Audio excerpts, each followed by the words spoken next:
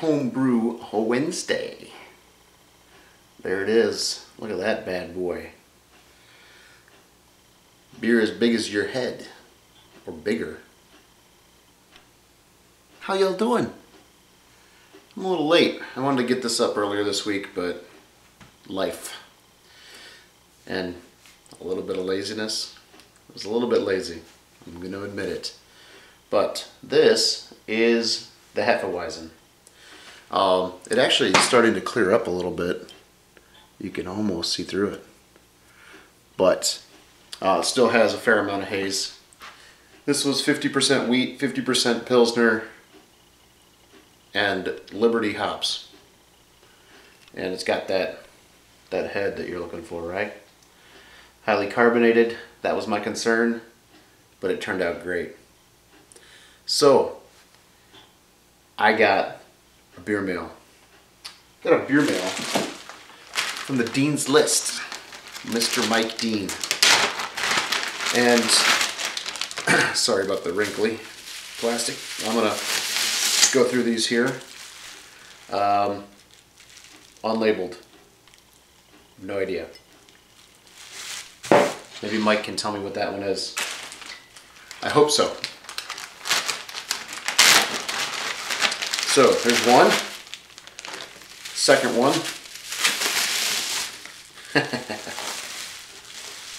Elfing Around Winter Warmer Winter Ale. 10.2%. That's a big boy right there.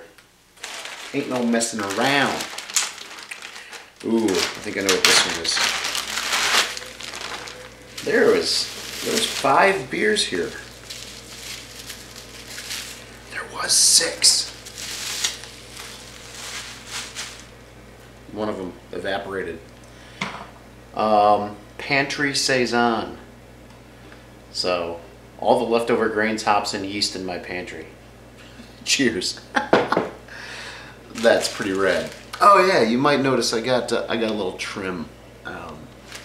Wife wanted me to clean up my act a little bit, so I went and had a proper haircut and a grooming, but styling, I don't know, whatever they called it. Ooh yeah, cool. This is one of Dean's List's latest or more recent creations. This is the Mount St. Hellas. It's a 6% Hellas, 18.5 IBU. And one more. And when he told me he was sending a beer mail, I think this is the one I was most excited about. Deliverance. Tart Vanilla Brown. So good you'll squeal like a piggy. We'll do some videos. And I'll upload them sometime in the next 3 years. Let's get a drink. I haven't even had a taste of that yet. Head's sticking around. It doesn't stay as big and frothy as it does when it first pours, but that's okay.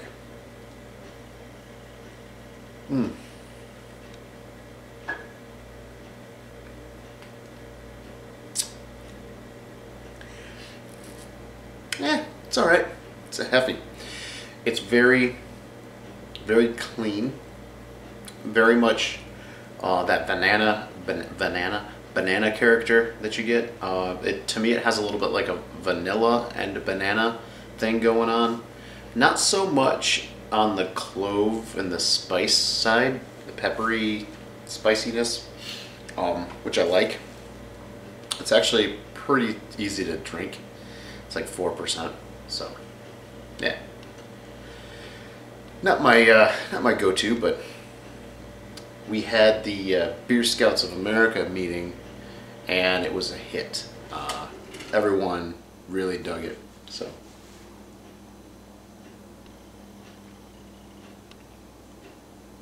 to me, this is weird. There's a ton of carbonation in the glass. I don't know. Probably not going to show up very well on camera. No, of course not. It's going to focus on the reflection and stuff and not on the actual, but yeah, anyway, there's a ton of streaming bubbles. Not as much as others I've seen. But there's quite a bit of carb in it, and to me it doesn't really drink like a fizzy kind of beer. It's pretty easy on the palate. So that's an interesting side note.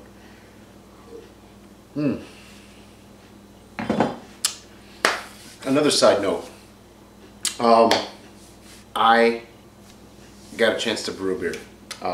Last weekend I brewed a New England IPA. It's actually a double IPA, or it should be. We'll see where it finishes. Probably going to try it, test it out after this video. Came in at 1080, so pretty nice starting gravity, and it's got a load of hops in it. I used Simcoe, Citra, Mosaic, Galaxy, and Columbus. One bittering charge, and then everything else was Whirlpool and dry hop. So it's already been dry hopped, brewed last weekend, and it's actually, let's see, I dry hopped on Tuesday or Wednesday, and it's Friday. So I think I'm actually gonna probably keg it this weekend because I am anxious to get into that. It smelled amazing fermenting. Using some new yeast, which I'll talk about in the footage. But I'm already at 7 minutes. I'm going to cut this, and I am going to go ahead and roll the footage. I know it's a long one. I apologize. Nah, not really. I'm not that sorry. So I hope you stick it out. Grab a beer. Check out some brewing footage. I don't even know how much footage I actually got. I think I got a fair amount. So enjoy, and you guys have a great week. What's left of it. And I will see you on the next one. And until then, homebrew up. Cheers. What is up? Got the brew day rolling.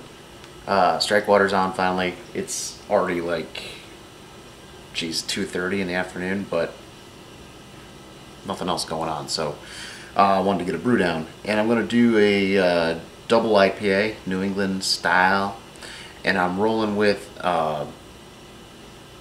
a method of using apples in the mash, which will create some high pectin levels and hopefully produce some permanent haze.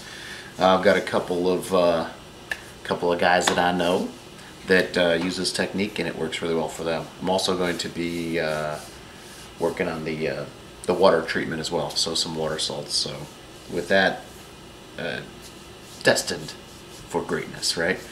Also using yeast I've never used before. Got a yeast from pack yeast from Farmhouse. You might remember I mentioned it, like 3 months ago or something. I got some of the it's an Omega blend that they did for Farmhouse Brewing, and they're offering it. It doesn't have a name. I couldn't tell you what the blend is, if it's London Ale 3 and something else, or who knows. But it smelled really good. Made a starter last night, and it looks like it's going to be a winner. So I'm going with that. So a new yeast, an unknown yeast, and some new techniques. So I'm doing a couple different things, and we'll see how this thing turns out. It's going to be a pretty simple malt bill. I'm actually using Maris Otter for the bulk of the base grain, a little bit of Pilsner, because I love what Pilsner does in IPAs. And then going to do some wheat, just a little bit of wheat, and some oats. I'm actually using steel cut oats today, so see how that goes. And then what else? Just a touch of Bonlander and hops. I'm going to use a ton of hops, and I don't have exactly what I'm going to put in there figured out yet, but definitely some Citra, definitely some Galaxy, Mosaic. I might skip the Galaxy. I might go Citra, Mosaic, get a little bit of Simcoe, and some Columbus. So might be like 4 or 5 hops going in this thing, but and crazy amounts. And then of course we will do a biotransformation early dry hop in primary and see how this thing works. So cheers. Stay tuned, I'll see what I can do for footage. See you in a few. Cheers.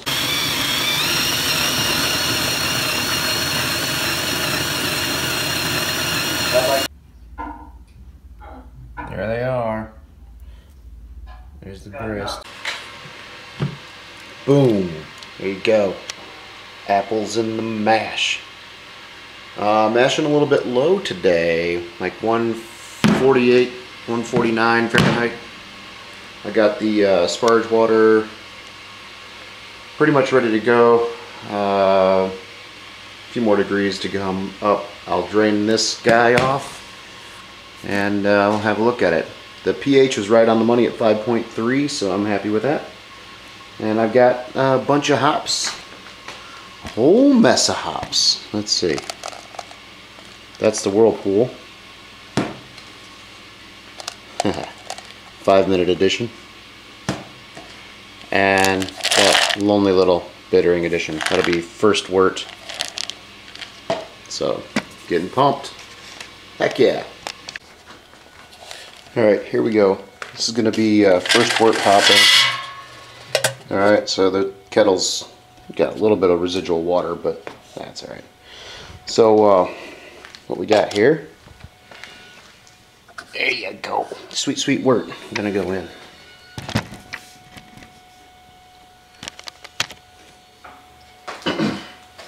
These are the first runnings. I still have to collect the other half. I'll go ahead and get this in the kettle. Steeping on those first wort hops there. Heck yeah. Boom. Alright, we're all collected and not quite to boil. Realized after taking the pre-boil gravity that I'm pretty sure I left some of the base malt out because it's a solid 9 points low. So what it looks like I did was I left out about 2.5 pounds of grain.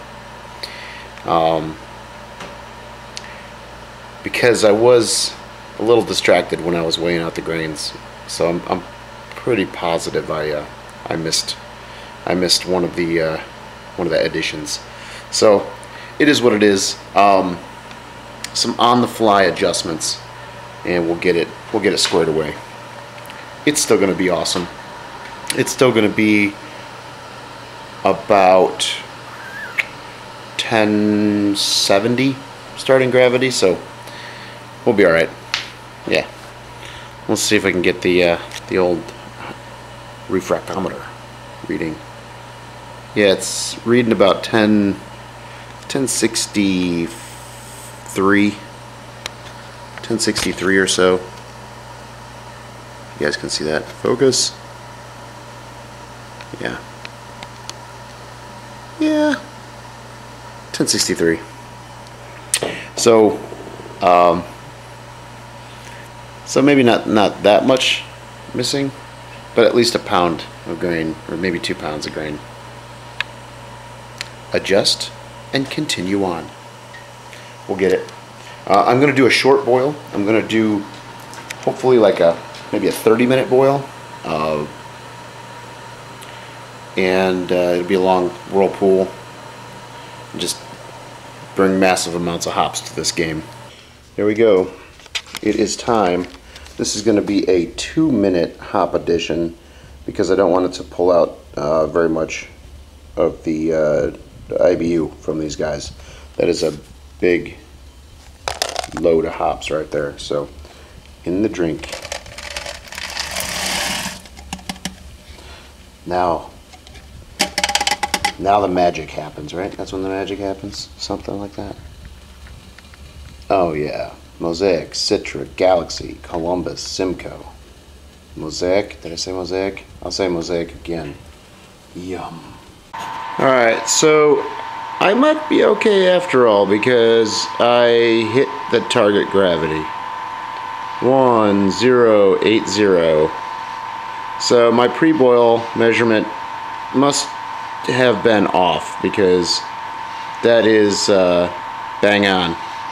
So got things running right now through the plate chiller, blah blah blah. Got it cooled down a little bit, about 180. So we're just gonna do a little whirlpool action here, steep whirlpool. I'm gonna throw these additional hops in here. So gotta love the hop drop.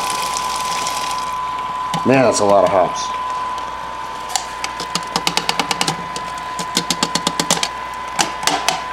I think that's about, this is relatively close to 6 ounces right there. Plus almost another 6 ounces in the previous drop. Boom. Hop soup. Gotta love it. It smells amazing. Well, there's what we ended up with. Mighty hazy. Crazy hazy. Can't even focus, it's so hazy. Just over 5 gallons, and that's the right color. A little bit more green than I expected. Sweet. Now, clean up. It's looking really good. This is the starter with the Farmhouse proprietary blend from Omega. I don't think it's proprietary. Not if you're selling it, right? So 1600 mils here. I'm gonna go ahead and get it pitched. Things are looking good. That is that's a pretty hefty one, so we may need a blow off. Sorry about the bad camera work. We may need a blow off, but we'll see how it goes. Go ahead and pitch this. Yeast starter looks good though. Heck yeah. Alright. Come back when it's beer. Cheers. Alright, so I pitched, and yeah, that certainly took it up over the mark, so yeah, I better put a blow off tube on that sucker, huh? Probably a good idea.